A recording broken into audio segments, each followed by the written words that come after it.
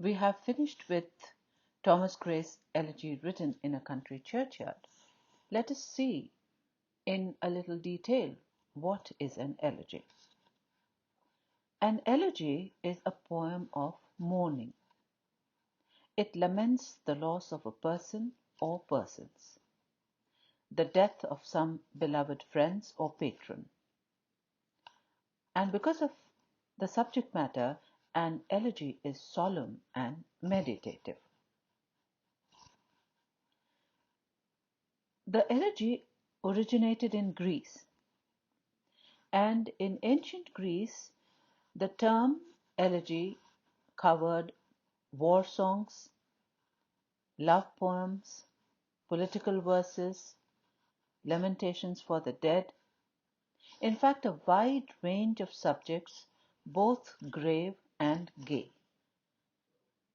The Greeks judged this composition by its form, not by its subject matter.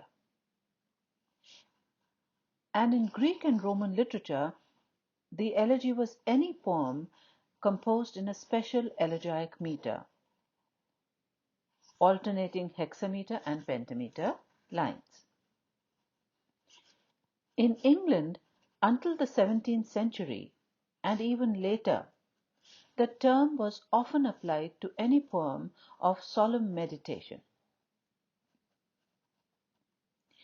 In present critical usage, as M.H. Abrahams puts it in his Glossary of Literary Terms, an elegy is a formal and sustained poem of lament for the death of a particular person, such as Tennyson's poem In Memoriam on the death of Arthur Hallam and W. H. Auden's In Memory of W. B. Yeats.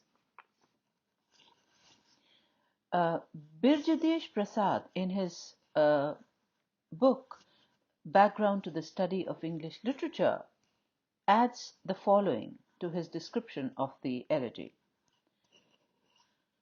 While no rules are laid down for the meter, the theme of an elegy must be mournful or sadly reflective. It is usually a lamentation for the dead, though it may be inspired by other somber themes such as unrequited love, the fall of a famous city, and the like. It is written as a tribute to something loved and lost. As a rule, it is less spontaneous than the lyric and is often elaborate in style, like the ode. We will talk about the lyric and the ode later. Thus, in writing an elegy, an English poet is not limited to any one form, but may choose whatever seems to him most fitting. Though some of the most touching poems of personal loss have been written in very simple language, the formal elegy usually aims at an effect of dignity and solemnity without a sense of strain or artificiality. This was magnificently achieved by Thomas Gray in his Elegy written in a country churchyard, which is written in quatrains, that is, a four-line stanza in iambic pentameter, that is, lines of 10 syllables, alternately short and long.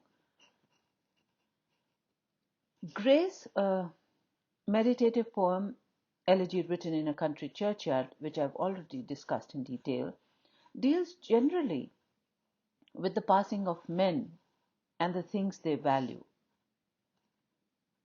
It is written in memory of ordinary people whose heroic acts have found no fame, and the poet mourns the passing away of these noble and simple people. It is a meditation on unused human potential, the conditions of country life, and mortality.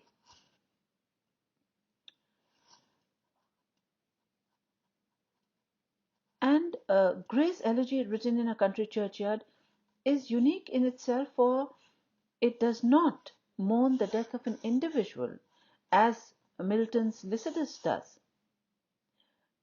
And I've already talked about uh, that it belongs to the landscape school of poetry and has a dominant pastoral element too.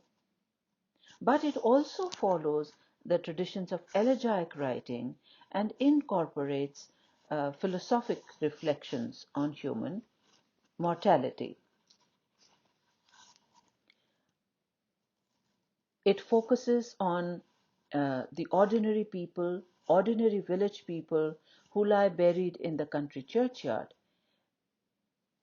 He also contrasts their humble graves with the tombs in the cathedral and the lives of those who have uh, won fame and honor. The elegy opens with the narrator musing in a graveyard at the close of day, and he speculates about the obscure lives of the villagers who lie buried and suggests that they may have been full of rich promise that was ultimately stunted by poverty or ignorance. The churchyard in the poem is believed to be that of Stoke Porges, Buckinghamshire, which Gray often visited and where he now lies buried. Gray's Elegy, written in a country churchyard, remains one of the most popular and oft quoted poems in the English language, and it is not only a visual masterpiece, it um, but it also has an array of sound effects. That is, it is rich in sound effects and in poetic imagery and is laced with literary allusions. Um, and we find that the poet is reflecting uh, philosophically, not only uh, you know uh, on the death of uh, the ordinary people who lie buried in the country churchyard, but he is also reflecting about his own death, which is obvious uh, in the epitaph at the end of the poem. So it is melancholic in tone. The subject matter is serious, uh, and it makes the reader reflect about his own life and death. Uh, there are other famous elegies, and uh, like you have Milton's Lycidas, you have Shelley's uh, Edinus, and Tennyson's In Memoriam. So I have spoken basically in context with Thomas Gray's Elegy, written in a country churchyard, but some of the points that I have mentioned are true of all elegies. So that's it for today. Thank you.